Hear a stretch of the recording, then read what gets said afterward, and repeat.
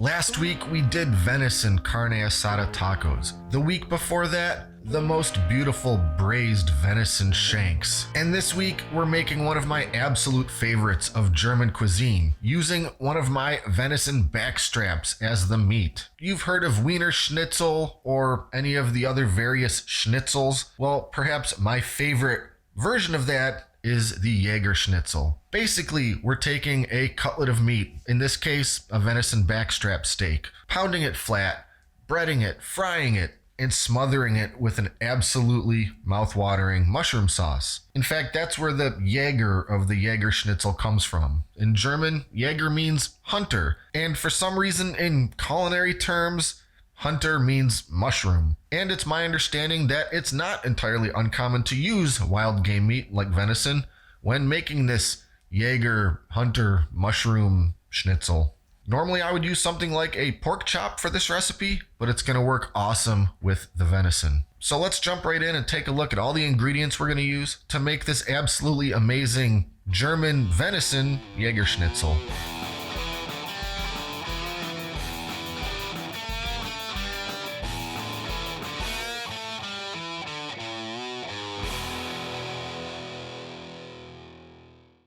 We're going to start off with the mushroom sauce because it's the most time-consuming part of this whole recipe.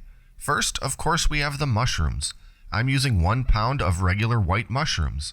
Then, some beef broth, a little dry white wine, butter, finely chopped yellow onion, a bit of tomato paste, some heavy cream, a little all-purpose flour, sliced garlic cloves, and some dry seasonings, dry thyme, kosher salt, and black pepper.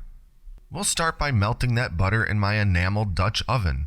If you prefer, you can use a large skillet or saucepan for this sauce, but I like to have a lot of room to stir and make a mess. When that butter's melted, in go the onions and all those mushrooms. Then the garlic.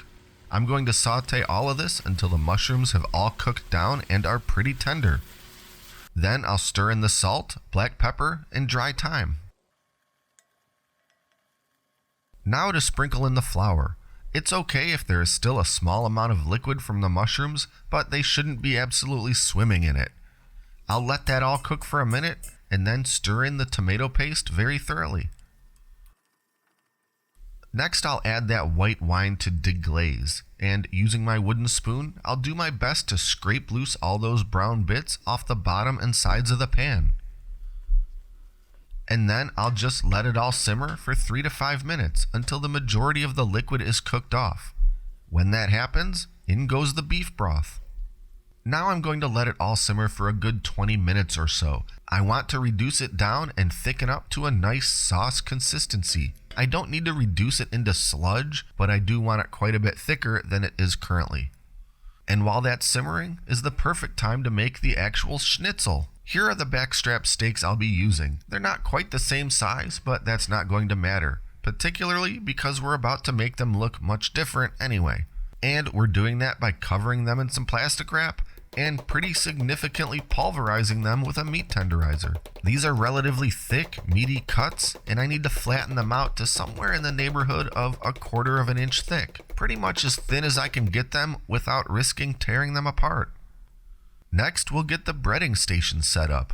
You've seen this before. We've got some all-purpose flour, some beaten egg, and some breadcrumbs. But before I start breading, it's time to season. This is really the only time this meat is getting seasoned, so don't be shy with that salt and pepper. Now onto the breading.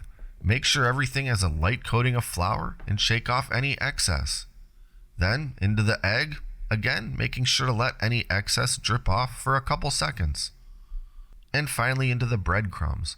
I want to make sure those breadcrumbs are covering the meat really well and give them just a little pressure to make sure they're coated on nice and tight. Once that's all ready to go, I'll get some vegetable oil heating up in my deep-walled cast iron skillet. You don't have to use cast iron, but something with higher walls is always a good idea when frying with oil. We're doing a shallow fry, so I only need to add enough oil to come about halfway up the thickness of my steaks. And when the oil reaches 350 degrees Fahrenheit, I'll carefully lay the first piece in. I'll let it fry for about 3 minutes, and then carefully turn it over and give that side about 3 minutes. These cuts of meat are pounded so thin for a reason, and that's so the inside is cooked by the time the outside is golden brown and crispy. With pork, we have to make sure the inside is fully done, but with these venison steaks, I can go medium or medium rare. After that first piece is done, I'll pull it out and fry up the second one.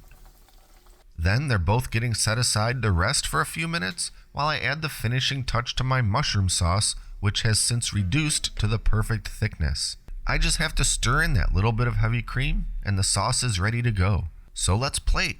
Lay down that crispy, tender, gorgeous venison schnitzel, then generously spoon some of that mushroom sauce over top. You know I like my garnish, so I'll finish with some chopped parsley. And there you have it. I'm not saying a better looking venison Jägerschnitzel has never existed. I'm just saying that I've never seen it. Between the savory, creamy mushroom sauce, the crispy breading, and that perfect piece of meat, this is unquestionably a dish that is greater than the sum of all its parts.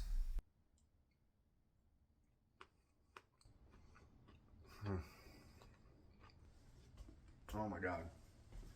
I get it. Not everybody eats venison or wants to eat venison. If that's the case, make this exact same recipe with pork chops. Not those real super thin ones, not the great big thick ones, but those sort of medium ones that you can pound pretty thin. And if you do have a freezer full of venison and you're kind of tired of just making the same old thing, a grilled backstrap, a venison burger, branch out a little bit and start making other amazing classic recipes and just replacing the protein with your venison. A steak, a pork chop, backstraps work outstandingly in most cases. And as always, I'll have the link to the full recipe and all the ingredients in the video description below. Be sure to like and subscribe and stay up to date with all our latest stuff, including future cooking and venison videos. Thanks for watching, and make sure the food you're eating is made out of food.